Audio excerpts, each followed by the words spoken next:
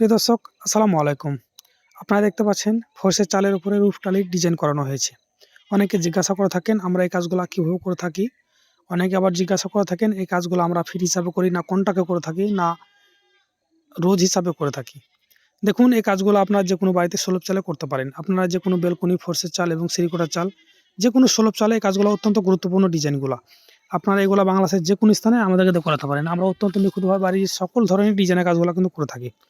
এবং অনেকে জিজ্ঞাসা করে থাকেন যে আমরা কাজগুলো কীভাবে করে থাকি। দেখুন, এই কাজগুলো আমরা ফিট হিসাবেও করে থাকি, আমরা কন্ট্রাক্টও করে থাকি। আপনারা চাইলে আমাদের কাছে ফিট হিসাবে করাতে পারেন, চাইলে কন্ট্রাক্টও করাতে পারেন। আর রঙের বিষয়ে অনেকে জিজ্ঞাসা করে থাকেন। দেখুন, আপনারা যদি রঙটা পরে করেন, আপনার কাজগুলো শেষ করার পরে, কমপ্লিট করার পরে যদি আপনারা পরে রঙ করেন তাহলে সবচেয়ে বেটার হবে এবং ভালো হবে। এবং অনেকে আমাদেরকে জিজ্ঞাসা করে থাকেন এগুলো আমরা রেডিমেড কিনে নিয়ে এসে লাগাই কিনা। দেখুন, আমরা এগুলো কোনো রেডিমেড কাজ করি না, আমরা এগুলো সম্পূর্ণ সিমেন্ট বালু দিয়ে হাতে দ্বারাই করে থাকি। আপনারা যদি করতে চান আমাদের স্ক্রিনে নাম্বার থাকবে, আমার সাথে যোগাযোগ করতে পারেন। আমরা বাংলাদেশের যে কোনো স্থানে এই কাজগুলো করে থাকি। ভালো থাকবেন, সুস্থ থাকবেন। আল্লাহ হাফেজ।